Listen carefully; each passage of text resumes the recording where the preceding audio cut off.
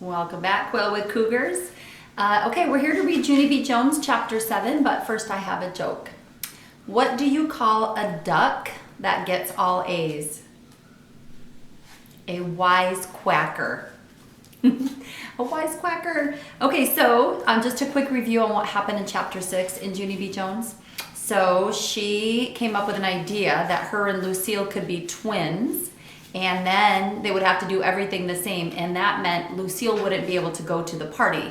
But Lucille caught on to it pretty quick, and also she went over because Meanie Jim was laughing at her because the teacher got onto her in class. So she went over and tried to turn his head, and then she got sent to the principal's office. So today is called My Story This Time by Junie B. Jones. And that is actually how the chapter starts. My Story This Time by Junie B. Jones. So it means she's coming up with her own, like, why I got sent to the principal's office.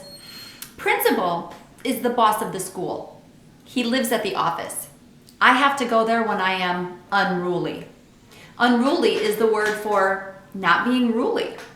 There is a typing lady there. She isn't allowed to smile. Sit down, she said. She pointed at the blue chair.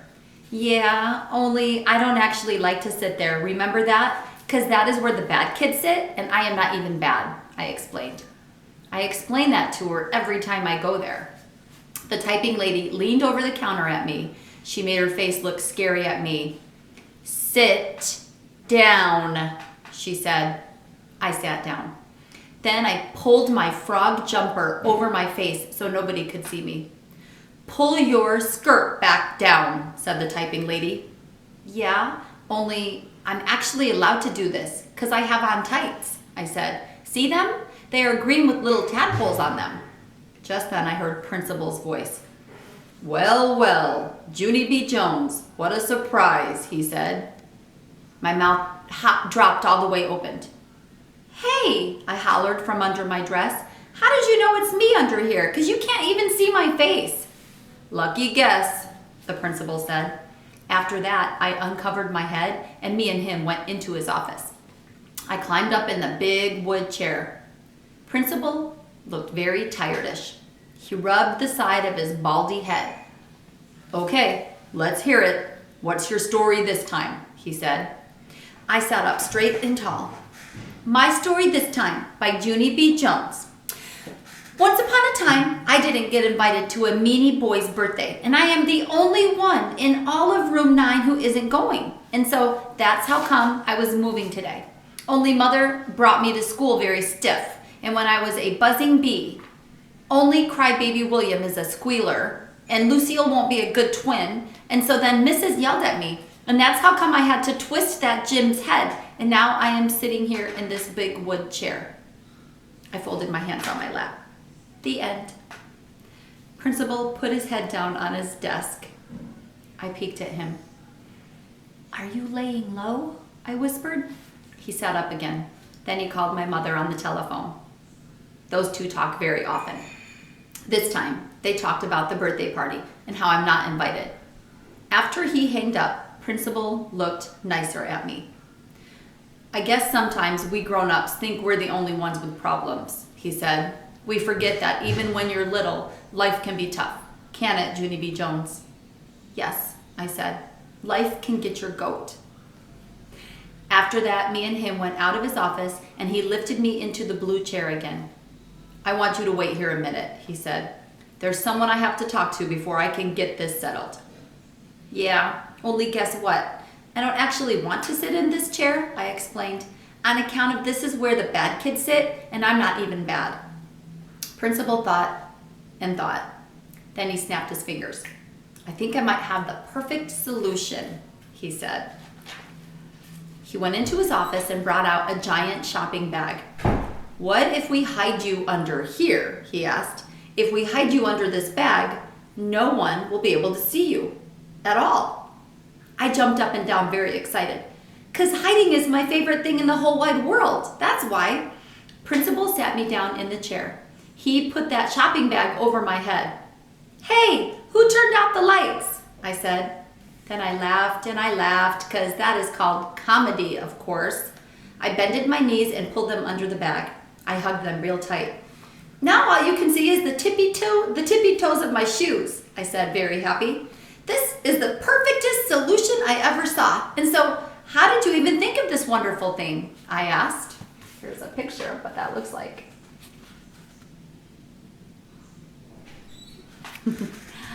Only Principal didn't answer me back, because he probably went back to his office already. After that, I hid inside my bag. I hid it a real long time. It was a jillion years, I think.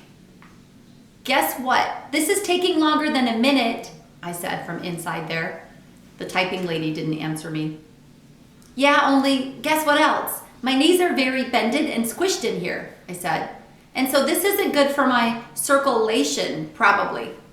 Just then my legs started squirming all around, because I was getting ants in my pants, that's why. Hey, doesn't anybody have ears? Get me out of here right now, because I'm at the end of my rope and in this thing. Plus also I am getting ants in my... All of a sudden, someone yanked the bag right off my head. It was the scary typing lady. Pants, I said very softly. She took me back into Principal's office. And guess what? That Jim was in there. He was sitting in the big wood chair, and Principal was frowning at him. Junie B., our friend Jim here has something he wants to say to you. Don't you, Jim? Asked Principal. That meanie Jim didn't answer. He kept on looking at his feet. Principal tapped his fingers. We're waiting, Jim, he said. Then that Jim did a huffy breath. He said the words, I'm sorry. Principal raised up his eyebrows.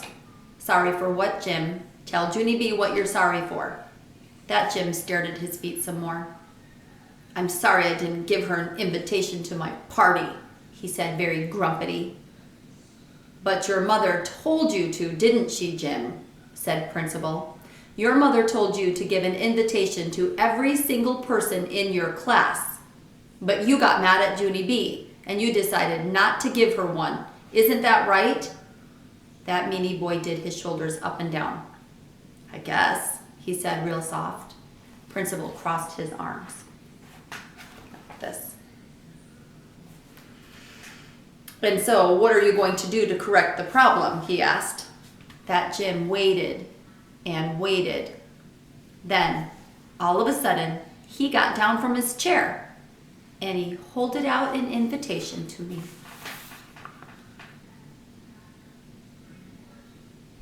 Look at Junie B's face. My stomach did a flippy flop. For me? Is this really for me? I said, very squealing. Then I snatched that thing right out of his hand and I zoomed all around the room. Oh boy, I said, it's really for me. It's really for me. And so now I am not the only one. I zoomed all around the big wood chair. Principal looked nervous of me. He hurried up and opened his door. Then I zoomed right out of there. And I didn't stop till I got to room 9. Goodness. Okay, we are coming close to the end of the book. I can't wait to find out how the party goes.